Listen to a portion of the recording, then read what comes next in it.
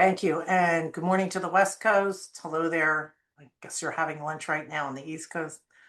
It's good to be back on air. I know we've been away for a while. I will tell you that I've been heads down, deeply immersed in meeting with and attending a lot of conferences relevant to AI and the future of TA and where it's going. Uh, we have a lot of data today. So I'm going to try and move through this as quickly as I can. Um, Again, Jess has told you that she's going to send you the deck. If you've been following us and you've watched any of our webinars, you know that I like to keep it as short and sweet and give you a lot of good data in short order. So what we're going to do is I'm going to talk about what we're seeing as far as the labor statistics, the most recent labor statistics. I'll also do what we have been doing since 2020, talking about return to work, talking about diversity, and talking about AI in the workforce. So we'll touch on all of those. So meaty right now. So excited to have you here and explain some of this data. Finally, back to what are we doing with jobs and what does our reporting look like? One of the reasons I put a pause on the last couple of months is the Bureau of Labor Statistics itself has been trying to kind of catch its breath and say, where are we? So some of this data I think was kind of wishy-washy. But here we are looking at March 25 to March 26. These are jobs added. This is as of the most recent JOLTS report, again, reflecting back to March. We're already in May, but we know that we run somewhat behind, and March is still considered somewhat preliminary. I don't see anything scary here, but what I wanted to do is take a look back. So Jess, can we go to the next slide? And look at what does it look like since 2023. So if we're saying coming out of COVID, we had that big push in 2022, which is starting to dwindle out in 23. Can we get kind of a clock of where added jobs has been moving? So I think looking at this from 2023, 2024, 25, and 26. So if we look comparatively, we are seeing a bit of a slowdown in jobs added, but at the same time, if you look at 25 compared to 26, right now it's mimicking almost exactly the same. Those of you who have questions about this reporting, and I think there's a lot of questions going on about the reporting, here's what I'll tell you. Having taken a deep dive and actually been in Europe for the last couple of weeks myself and taking a look at how the world is collecting data, the US BLS is still the head of the game here. So I think understanding these numbers is important as we take a look at the overall employment initiatives. Okay. What's going on with unemployment? Look at October. It's still not available. I don't think it's ever going to be available. But here we are. Again, we hear these numbers, and I think there's a lot of drama going on. But if we looked historically, these are not giant moves. So we're not seeing things like the Great Recession. We're not seeing things like, backwards markets. That's just not happening. That doesn't mean, this kind of reminds me, all these statistics look really good, but it reminds me of that duck that you see, things look really common underneath, they're paddling like crazy. That's what's happening in the world of work, right? And if you're in TA, maybe you're saying lots of recs, then you're saying no recs. And then you're saying, we can't give you headcount, because this is what we're hearing and seeing from our clients that we're partnered with too. So even though it looks pretty consistent, that doesn't mean there isn't a lot of chaos being caused by new things that are happening in the world of work. So with that, let's move on to diversity is next, right, Jess? Yes.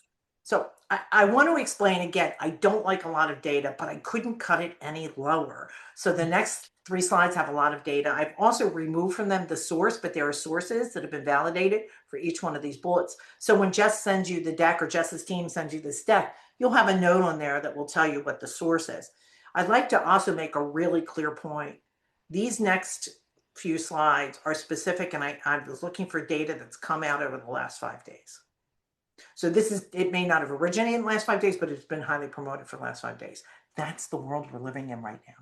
So I really did not expect to see a lot in diversity and inclusion, and maybe that's because we're somewhat pigeonholed sometimes and haven't been hearing a lot from our own client base about it. But here's really what is being, Sharma's reporting, and some of the other high-rated HR organizations are reporting. The federal DEI rollback is accelerating. There's a due date on May 25th for this. This is the new program introduced by the Trump administration, which is really set to replace all the other DEI programs that have been out there. The deadline for compliance on that is the 25th. EEO is investigating corporate DEI. So Nike's under federal scrutiny for allegedly discriminating against white workers. Private sector is on notice. This is, would you ever think that you'd hear something like that maybe 10 years ago? Absolutely not, right? Compliance is now DEI's #1 priority. HR and legal have to keep aligning, document business justifications for every single diversity initiative. Very different than where we were just a few years ago. Companies are going quiet. They're saying they're not stopping, but they're stripping little labels, trying to embed equity as compared to DEI, and really looking into hiring, leadership, and culture and how that's a fit, and getting them on board with new terminologies.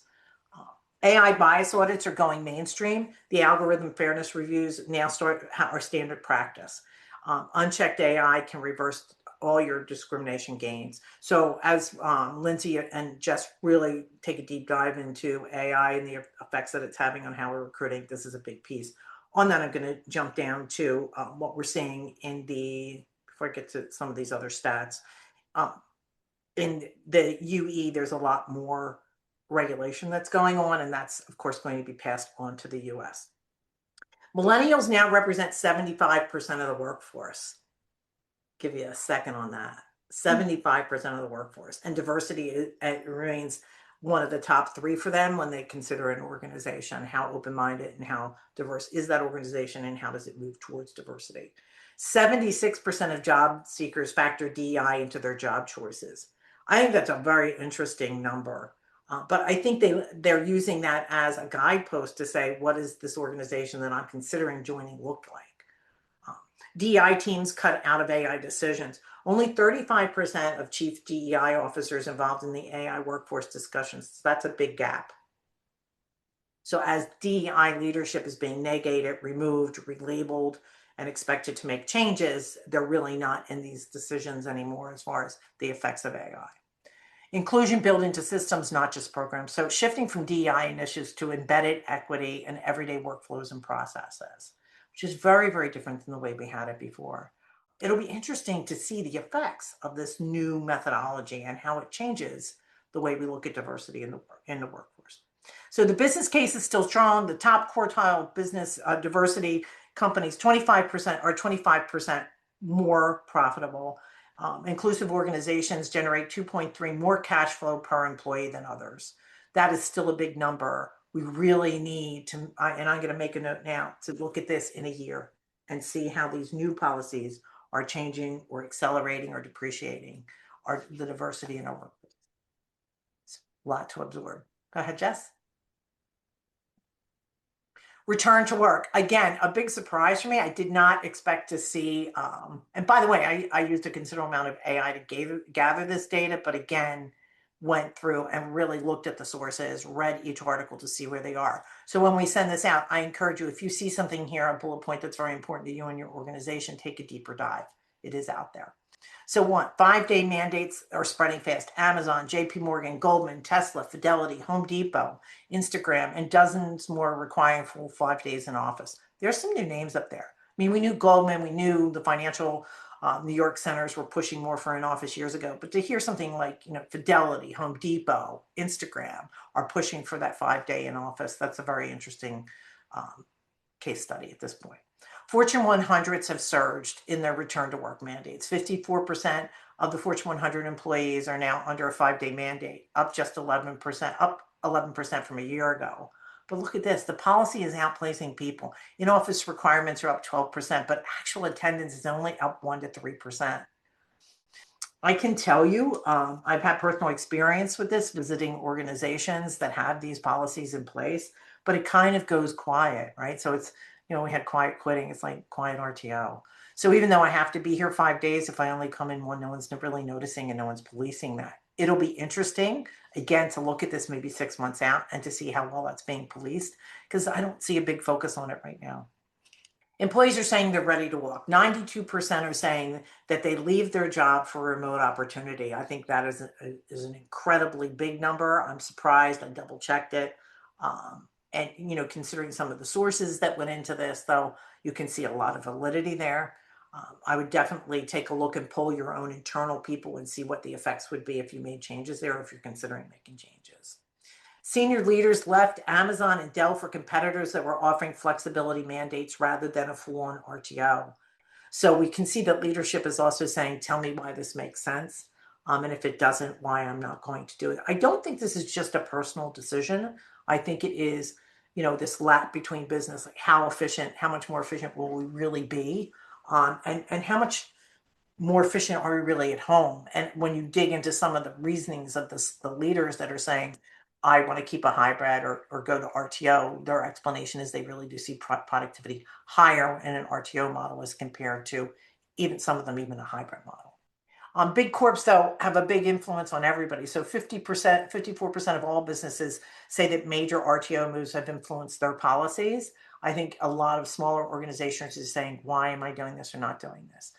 I also think it's going to be interesting to look at, and I think we'll take a poll in our customers and prospective customers that are in the startup world. And if you're in the startup world, I'd like to see how that plays out 2 and 3 years later, because I think startups in particular are more vulnerable to remote work because that collective can be so important in the beginning, but it'll be interesting to see how that plays out. And of course, if you're a new CEO and this is the first time that you're helming an organization and you've always been remote, looking at the Fortune 100s to say how that's going to change, I think is really important.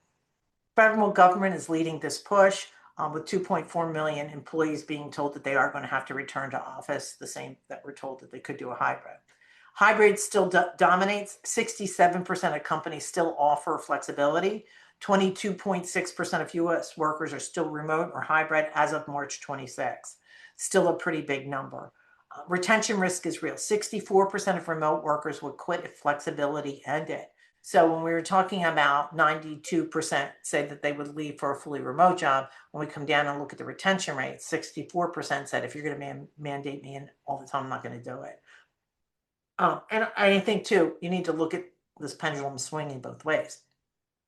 Your internal staff may take a lower salary or stay in place longer because of the liberties that they have to work from home. And once there's really clear statistics that once you've changed your lifestyle, very difficult to go back, right? And then finally, on the RTO topic, it's creating internal conflict. 75% of HR leaders say RTO mandates have caused tension within their organizations. Then RTO is a big deal. So let me give you a snapshot before we lead into how AI has, and the studies that we've done about how it's affecting recruiting as a whole. But AI at work, yesterday, Google, it was all over the place, that Google's now announced that engineers are going to be able to use Gemini in the interview process. Jess and I were saying, that's like saying, okay, you can do your SATs with a calculator now. But it is a big, everybody tends to follow the FANGs in the large organizations. So it'll be interesting to see how this trickles down. But global AI adoption is rising fast. 17.8% of workers working age population are now using AI. The UAE leads at 70%. US is ranked 21. That's slow, right? At 31.3, but we're seeing a big increase coming. AI skills equal bigger paychecks. This came directly from SHRM. Workers with AI skills are earning 56% more than peers without. But there's another bullet on here that also talks about companies are, in fact, upskilling their own employees and not expecting to hire on the outside with AI expertise, because how many people really have AI expertise? I'd be a little bit skeptic of people coming in saying, I'm an AI expert at this point. Middle management is shrinking. HR all in on AI. 92% of CHROs expect deeper AI integration in 2026. Middle management is shrinking. 20% of orgs using AI to flatten their structure, cutting 50% of mid-management roles. Yeah, 50% of mid-management roles. Agentic AI rise. AI now executing complex workflows autonomously. I think this is a really, really good point. And 65% of CIOs are managing AI agents. So your attendance today, I think, has a lot to do with, and I'm seeing struggles, and I know we're pretty opinionated right now. Do we really want to see the CIO of the company running all of operations at this point because of agentic tools that are out there? AI levels the hiring and playing field. Older workers and non-degree candidates with AI skills are seeing dramatically higher callback rates. Pretty interesting. AIs now reskill and don't replace. And there's that bullet that I was looking for. 63% of companies are retraining employees versus hiring AI specialists externally. AI shifts jobs, it doesn't kill them. One more time, AI is shifting jobs, it's not killing them. 5.7% more likely to change a role than to eliminate it. Those changes, however, are significant, right? There's still a big change coming. The embrace has to be there. There's no stopping this engine. Let's make that clear. None. And it's moving really quickly. But it's good to see that we're changing roles instead of eliminating them. Regulation is here. The Europe acted the flags recruiting and performance evaluation is high risk. We're always high risk, right? Every time it's a compliance issue, it's people, it's going to be high risk. Compliance is now being required. It'll be interesting to see how that plays out here in the US. Human and AI wins. Companies that are blending human and AI talent see a 2.5 higher revenue growth. There's like 4 sources that are validating this. I don't know how anybody knows that right now. I'm taking a deeper dive. So I'm reporting what I'm hearing. I'm digging into them. Their statistics make sense, but I still remain skeptic. So what what we're seeing is AI is having a tremendous effect. Again, this is the most recent.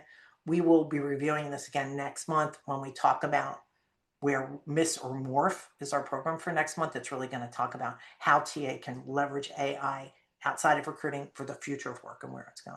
But today I'm very excited to turn this over to Lindsay and Jess and walk us through where we are. So thank you, ladies.